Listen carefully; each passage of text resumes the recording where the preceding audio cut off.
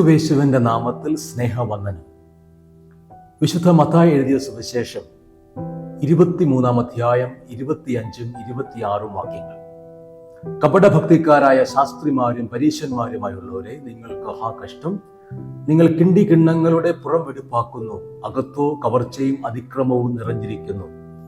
കുരുടനായ പരീശനെ, കിണ്ടി കിണ്ണങ്ങളുടെ പുറം വെടിപ്പാക്കേണ്ടതിന് മുൻപേ അവയുടെ അകം വെടിപ്പാക്കുക. ഒരു നോമ്പുകാലത്തിന്റെ അവസാന ആഴ്ചയിലേക്ക് നാം എത്തിച്ചേർന്നിരിക്കുന്നു. ഇവിടെ ഉയരുന്ന പ്രസക്തമായ ചോദ്യങ്ങൾ: have we become better humans, better disciples? Ritual പ്യൂരിറ്റിയെ കുറിച്ച് പ്രതിപാദിക്കുന്ന ലേവ്യ പുസ്തകം 11-ാം അധ്യായം 33-ാം വാക്യത്തിൽ ദൈവം തന്റെ ജനത്തിന് നൽകുന്ന വളരെ കർശനമായ ഒരു കൽപ്പനയുണ്ട്. അശുദ്ധിയുള്ള എന്തെങ്കിലും ഒരു മൺപാത്രത്തിൽ വീണാൽ ആ പാത്രം ഉടച്ചു കളയണം. എന്തുകൊണ്ട് ദൈവം അങ്ങനെ പറഞ്ഞു?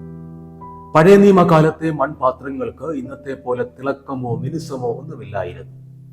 അവയിലെ സുഷിരങ്ങളിലൂടെ അശുദ്ധി അതിന്റെ ഏറ്റവും ഉള്ളിലേക്ക് ആഴ്ന്നിറങ്ങും. കേവലം കുറച്ചു വെള്ളം കൊണ്ട് കഴുകിയാൽ അഴുക്ക് മാറില്ല. അതിന് ഒരേ ഒരു പരിഹാരമേ ഉണ്ടായിരുന്നുള്ളൂ: ആ പാത്രം തകർത്തു കളയുക. രണ്ടാമതൊരു അവസരം അതിനില്ല. നൂറ്റാണ്ടുകൾക്ക് ശേഷം ക്രിസ്തുവിന്റെ കാലഘട്ടത്തിൽ ഈ ദൈവകൽപ്പനയെ തങ്ങളുടെ സൗകര്യത്തിന് അനുസരിച്ച് പരീശന്മാരും ശാസ്ത്രിമാരും വളച്ചൊടിച്ചു. അവർ പുറം മോടി മിനുക്കി സമൂഹത്തിന് മുൻപിൽ വലിയ വിശുദ്ധരായി ചമഞ്ഞു നടന്നു. എന്നാൽ അവരുടെ ഉള്ളം മുഴുവൻ അഴുക്കിയതായിരുന്നു. ക്രിസ്തു അവരെ നോക്കി പറയുകയാണ്: കിണ്ടി കിണ്ണങ്ങളുടെ പുറം വെടിപ്പാക്കേണ്ടതിന് മുൻപേ അവയുടെ അകം വെടിപ്പാക്കുക. ഇവിടെയാണ് നാം ശ്രദ്ധിക്കേണ്ട ഒരു വലിയ സത്യം ഒളിഞ്ഞിരിക്കുന്നത്. റിച്വൽ പ്യൂരിറ്റി നിയമം അനുസരിച്ച് അശുദ്ധമായ മൺപാത്രത്തെ ഉടച്ചു കളയണം. എന്നാൽ ഇവിടെ പ്രതിപാദിക്കുന്ന മോറൽ പ്യൂരിറ്റിയിലേക്ക് വരുമ്പോൾ അശുദ്ധമായ മനുഷ്യ ഹൃദയത്തിന് ഒരു കരുണയുടെ മടങ്ങിവരവ് സാധ്യമാണ്. പഴയ മൺപാത്രം തകർക്കപ്പെടേണ്ടി വന്നതുപോലെ നമ്മെ തകർക്കുവാനല്ല, മറിച്ച് ഉള്ളിൽ നിന്ന് നമ്മളെ കഴുകി പുതുക്കുവാനാണ്, യഥാസ്ഥാനപ്പെടുത്തുവാനാണ് ക്രിസ്തു ആഗ്രഹിക്കുന്നത്. നമ്മുടെ ഈ വർഷത്തെ നോമ്പാചരണങ്ങളെ ദൈവം എങ്ങനെയായിരിക്കും കാണുന്നത്? പരീശന്മാരെ പോലെയും ശാസ്ത്രിമാരെ പോലെയും പുറം വെടിപ്പാക്കുന്ന തിരക്കിലായിരുന്നോ നാം? എന്താണ് ഇന്ന് നമ്മുടെ ഉള്ളിലെ അവസ്ഥ?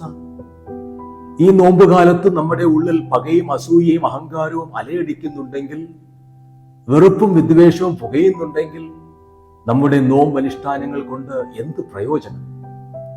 പുറം മോടിയുടെ നാടകം തുടരുന്നവരാണോ നാം? ഒരുപക്ഷെ പുറമെ നമ്മൾ പള്ളികളിലെ കമ്മിറ്റികൾ ഇരിക്കുന്നു, നേതൃത്വം വഹിക്കുന്നു, പ്രാർത്ഥനകൾ നയിക്കുന്നു. നമ്മെ കണ്ടാൽ ആത്മീയരാണെന്ന് തോന്നും.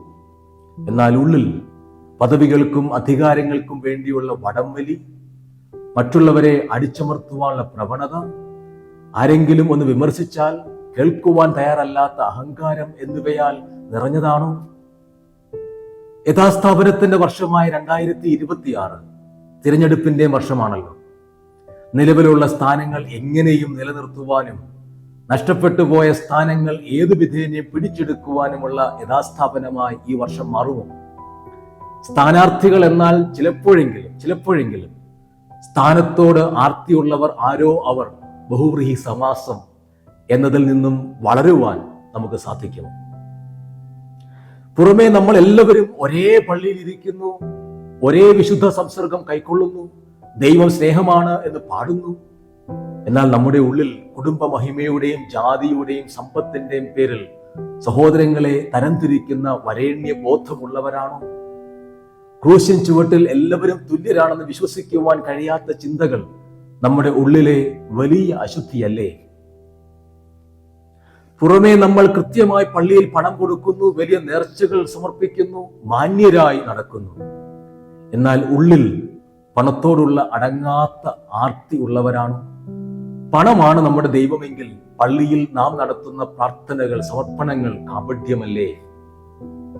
പുറമേ നോക്കിയാൽ ഞായറാഴ്ചകളിൽ നാം വളരെ മാന്യരും ഭക്തരുമാണ്.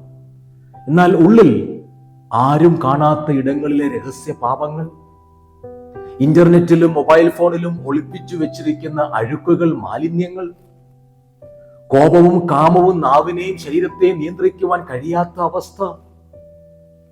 ഇരുട്ടിലും വെളിച്ചത്തിലും ഒരേ വ്യക്തിയാകുവാൻ നമുക്ക് കഴിയുന്നില്ലെങ്കിൽ നമ്മുടെ ഈ ഭക്തി ഒരു മുഖം മൂടി മാത്രമാണ്. അതുകൊണ്ട് പ്രിയമുള്ളവരെ, തകർക്കപ്പെടേണ്ടിയിരുന്ന പഴയ നിയമത്തിലെ മൺപാത്രങ്ങളായിരുന്നു നാം. എന്നാൽ ദൈവം ഇന്നും നമ്മെ ജീവനോടെ നിർത്തിയിരിക്കുന്നത് രണ്ടാമതൊരവസരം നൽകുവാനാണ്. ഈ ഉള്ളം കഴുകി വെടിപ്പാക്കുവാൻ വേണ്ടിയാണ്.